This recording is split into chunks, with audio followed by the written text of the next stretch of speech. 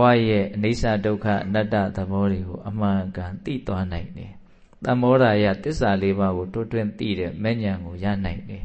နိဗ္ဗာန်ယတံဝတ္တန္တိနိဗ္ဗာန်ချမ်းသာကိုဒီဘဝမသိခင်မှာပဲဖိုလ်ဉာဏ်ဖြင့်ကျိန်ဖန်များစွာမျက်မှောက်ပြုပြီးတော့ငြိမ်ငြိမ်အေးအေးချမ်းချမ်းသာသာနေနိုင်မယ်တဲ့အကျိုးကျေးဇူး9မျိုးတောင်မြတ်စွာဘုရားဟောတယ်ကျိန်ဖန်များစွာကိုယ်စိတ်ထဲမှာအမှတ်ရနေတဲ့နဲ့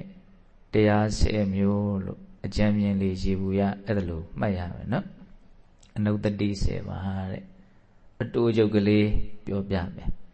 ပြီးရင်အတန်ဖိုင်လေးတွေရှိနေတော့ပြန်နားထောင်ပြီးတော့လှုပ်ကြည့်လို့ရတယ်နံပါတ်1အမှတ်ရတဲ့နဲ့အမှတ်ရယုံနေမကဘူးစိတ်ထဲမှာထပ်ခါဆင်ញင်တဲ့နဲ့နှလုံးသွင်းတဲ့နဲ့အရာကပါလဲဆိုတော့ဗုဒ္ဓနုတ္တိမြတ်စွာဘုရားရဲ့အကြောင်းမြတ်စွာဘုရားဆိုတာကအလွန်မှကြီးမားတဲ့ဂုဏ်ကျေးဇူးရှိတယ်မြတ်စွာဘုရားကိုကျေးဇူးတော်ဆုံးဂုဏ်တော်အနန္တလို့ဒီလိုချီးကျူးကြတယ်နော်မြတ်စွာဘုရားကိုယ်တော်တိုင်သူ့မှာဘလို့အည်သွေးတွေရှိတယ်လဲဆိုတာကိုဟောတဲ့နေရာမှာ9မျိုးဟောထားတာဒါတော့ကြားဦးတယ်နော်ဂုဏ်တော်9ပါးဆိုတာနော်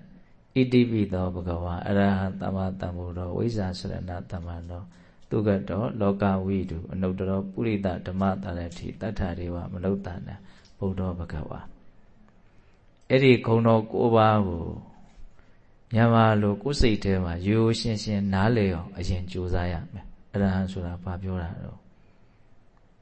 တခုစီပဲနော်ဂုဏ်တော်9ပါးလုံးကိုမကျွမ်းကျင်ဘူးဆိုရင်တောင်းနမောတတ္တဘဂဝါတောအရဟတောသမ္မာသမ္ဗုဒ္ဓတ္တဆိုတယ်ဘုရားရှိခိုးဒါကအကောင်းဆုံးဘုရားရှိခိုးအဲ့မြတ်စွာဘုရားရဲ့ဂုဏ်တော်တွေထဲကအကောင်းဆုံးဂုဏ်တော်3ပါးကိုရွေးထုတ်ပြီးတော့ရှိခိုးထားတယ်လို့အဲ့လိုလေးခံစားရဘယ်ဂုဏ်တော်တုံးဆိုတော့အရဟံဆိုတာစိတ်ထဲမှာပူလောင်စေတဲ့ညှဉ်းနှွမ်းစေတဲ့ကိလေသာတရားတွေလုံးဝကင်းလို့ငြိမ်အေးတဲ့စင်ကြယ်တဲ့တန်ရှင်းတဲ့သဘောဘာငြိမ်အေးတာတုံးဆိုတော့စိတ်ငြိမ်အေးတာဘာတန်ရှင်းတာတုံးဆိုတော့စိတ်တန်ရှင်းတာမြတ်စွာဘုရားရဲ့စိတ်တော်ဟာရာဂဒေါသမောဟတို့ကြောင့်ပူလောင်မှုမရှိဘူးညှဉ်းနှွမ်းမှုမရှိဘူးဒါကိုစဉ်းစားရမယ်ဆင်ခြင်ရမယ်နော်နောက်သမ္မာသမ္ဗုဒ္ဓဆိုတာတရားလုံးစုံကိုသိတယ်ဒါလို့ရင်ဆင်းရဲမယ်ဒါလို့ရင်ချမ်းသာမယ်ဒီတိုင်းနေရင်တော့ဝိဆင်းရဲထဲမှာပဲလဲနေအောင်မယ်ဒီအလုပ်ကိုလုပ်မယ်ဆိုရင်တော့ဝိဆင်းရဲကလွတ်ပြီးတော့အကောင်းဆုံးအငြိမ့်တဲ့နိဗ္ဗာန်ကိုတော့မျက်မှောက်ပြုနိုင်တယ်လို့အကျဉ်းများဖြင့်ဆင်းရဲကြောင်းချမ်းသာကြောင်းလွတ်မြောက်ကြောင်းတရားတွေကိုမြတ်စွာဘုရားသိတယ်လို့အဲ့လိုလေးတော့နားလည်ရပါနော်နောက်ဘဂဝါကုံကိုဘယ်လိုနားလည်ထားတော့ကိုရတာမျိုးကြီးဘုံတော်နန္ဒကံတော်နန္ဒဉာဏ်တော်နန္ဒဒီလိုနားလည်ထားတယ်နော်အဲ့ဒါကိုရိုးရှင်းလေးပို့ပြီးတော့လက်တွေ့ကြဘယ်လိုနားလည်သိချင်တာဆိုရသော်ဘုရားဆိုတာပြည့်စုံတဲ့ပုဂ္ဂိုလ်လောကီလောကုတ္တရာဘယ်ဘက်ကမှလိုလေသေးမရှိပြည့်စုံဘာဘူးလို့တော့ဆိုတော့ဘဝပေါင်းများစွာ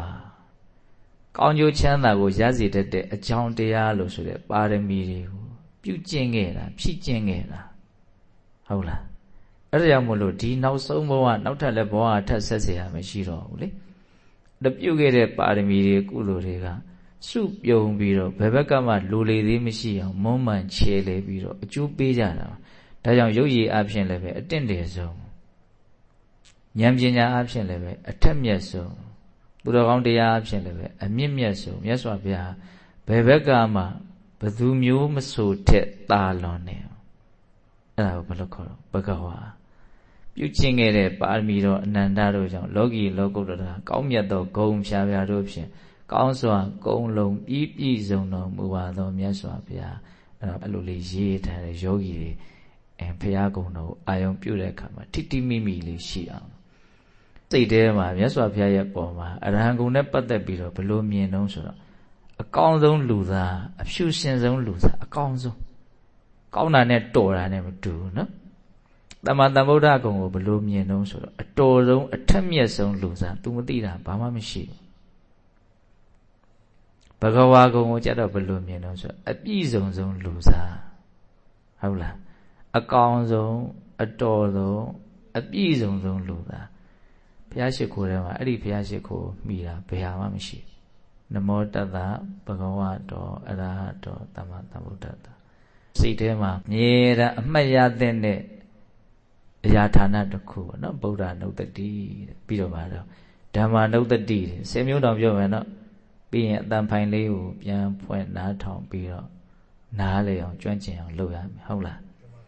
ဓမ္မနုတ္တိတဲ့တရားရဲ့ဂုဏ်ကျေးဇူးကိုစဉ်းစားရမယ်ဆင်ခြင်ရမယ်ရပါတယ်သောခါတော်ဘဂဝတာဓမ္မောတဏိဋ္ဌိကောအာကာလိကောအေဟိပတိကောဩပနိကောပစ္စတံဝရိတဘောဝိညုဟိဟုတ်လားသောခါတာဆိုတာမြတ်စွာဘုရားရဲ့တရားတွေဆိုတာကောင်းကောင်းဟောထားတာကောင်းကောင်းဟောထားတယ်ဆိုတာမှန်လဲမှန်တယ်ဟောတဲ့အတိုင်းကျင့်မယ်ဆိုရင်အကျိုးလေးတကယ်ရှိတယ်ဒါကိုသောခါတာလို့ခေါ်တယ်နော်တဏိဋ္ဌိကကိုယ်တိုင်သိနိုင်တယ်သူများပါးစပ်ဖျားလမ်းဆုံးနေမှာမဟုတ်ဘူးအလေးညာခံရမှာမဟုတ်ဘူးကိုယ်တိုင်လက်တွေ့စမ်းသပ်လို့ရတယ်ဆိုတဲ့အဓိပ္ပာယ်ပေါ့တဏိဋ္ဌိကပြီးတော့ပါတော့အကာလိကအချိန်မဆိုင်အကျိုးပေးတဲ့သဘောရှိတယ်အေဟိပတိကကောင်းလွန်းလို့ချမ်းသာလွန်းလို့လာစမ်းပါမင်းလှုပ်ကြည့်စမ်းပါတိုက်တွန်းတိုက်တယ်အေဟိပတိကဩပနိယကဆိုတာမွန်မြတ်လွန်းလို့ငြိမ်သက်လွန်းလို့ငြိမ်အေးလွန်းလို့ကိုယ်စိတ်ထဲမှာအမြဲတမ်းဆောင်းထားတိုက်လောက်အောင်ကောင်းတယ်လို့ပြောတာကိုယ်နဲ့မကွဲမကွာအမြဲတမ်းထားတဲ့အရာတရားဆိုတာဩပနိယကပြီးတော့ပါတော့ပစ္စတံဝိရိတဘောဝိညုဟိအခြေခံဉာဏ်ရှိတဲ့လူတွေမှသာနေတရားကြောင့်ဖြစ်တဲ့ချမ်းသာကိုခံစားနိုင်တာဟုတ်လားပင်ကအသိဉာဏ်ရှိဘူးတုံးတယ်ဆိုလို့ရှိရင်တရားနဲ့ဝေးတယ်ပေါ့နော်ဒါကတော့ तू ကဒီတောင်းဆိုမှုကတော့ရှိရမှာလေလောကီပစ္စည်းတောင်နော်အစင်းမြင့်လေးလေးသုံးဆောင်နိုင်ဖို့ခက်လေလေပဲဟုတ်တယ်မဟုတ်လားတာမန်လူတွေဟာတာမန်အသုံးဆောင်လောက်ကိုပဲသုံးဆောင်နိုင်ပါနဲ့ဟုတ်လားတရားဆိုတာဘယ်လိုလူမျိုးမှသုံးဆောင်နိုင်တာတော့ဆိုရင်ဉာဏ်ရှိတဲ့လူမှသုံးဆောင်နိုင်တာနော်ဉာဏ်အကောင်းဆုံးလိုအပ်ချက်ပဲဟုတ်ပြီနော်ဒါတရားရဲ့ဂုဏ်တော်ကိုအနည်းဆုံးအဲ့လိုလေးစဉ်းစားတတ်ရမယ်နောက်တန်ခါနုတ္တိတဲ့သုံးခုမြောက်အမှတ်ရရမယ်ရဒီနေရာမှာတန်ခါဆိုတာသမုဒိတန်ခါရှိတယ်ပရမတ္ထတန်ခါလို့ဆိုတယ်အရိယာတန်ခါရှိတယ်သမုဒိတန်ခါဆိုတာတိမ်ထဲမှာဘုန်းကြီးတွေကဝိုင်းပြီးတော့သဘောတူသမုဋ္ဌာလို့ဖြစ်တဲ့တန်ခါသမုဒိတန်ခါမှာအကောင်းလည်းရှိတယ်အဆိုးလည်းရှိနိုင်တယ်ကိလေသာမကင်းသေးတဲ့အတွက်ကြောင့်အမျိုးမျိုးယုံမှမှုတွေလည်းရှိနိုင်တယ်ဟုတ်လားအရိယာတန်ခါဆိုတာကျတော့အဲ့လိုမဟုတ်ဘူးသစ္စာလေးပါးကိုတကယ်မြင်တကယ်သိလို့သူတို့ရဲ့စိတ်တွေကနော်ပြောင်းလဲသွားကြပြီဖြူစင်သွားကြပြီကိလေသာကိုသူ့အရှင်းတဲ့သူအမြင့်ပြတ်ပယ်တတ်နိုင်တဲ့ပုဂ္ဂိုလ်တွေကိုအရိယာပုဂ္ဂိုလ်လို့ခေါ်တာပါနော်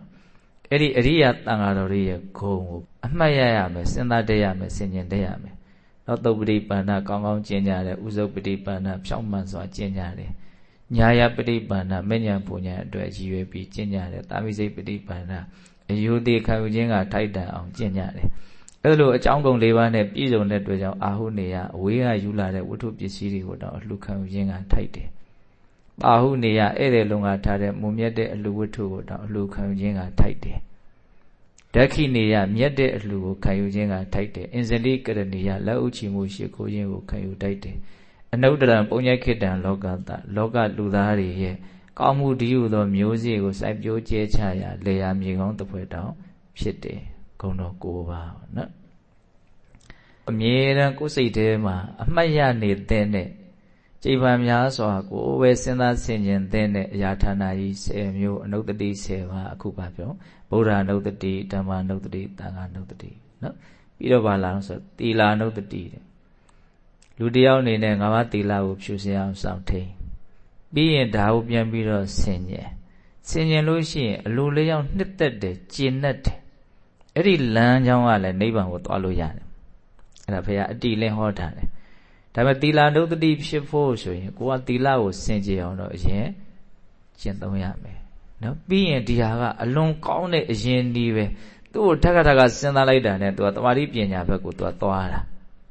တော့ပြောရင်တာပါတော့သီလဖြူစင်အောင်လုပ်ပြီးရင်မလုပ်ရမှာတော့စဉ်းစားရမယ်ဆင်ခြင်ရမယ်ဘာတွေဆက်ဖြစ်မလဲဆိုတာကိုဘုရားတော့အသေးစိတ်ဟောတယ်သူကကျင့်တတ်တယ်နှစ်သက်တယ်စိတ်ထဲမှာငြိမ်အေးတယ် တည်ငြိမ်တယ်ချမ်းသာတယ်အမှန်သိပြီးတော့နောက်ဆုံးညီးငွေးမှုနဲ့တက်မဲ့မှုကင်းပြီးတော့လွတ်မြောက်တဲ့ဆင့်တီကိုရောက်သွားမယ်လို့သီလရဲ့နောက်ဆက်တွဲခွင်းဆက်အကျိုးဆက်တွေကိုအဲ့လိုဟောတာ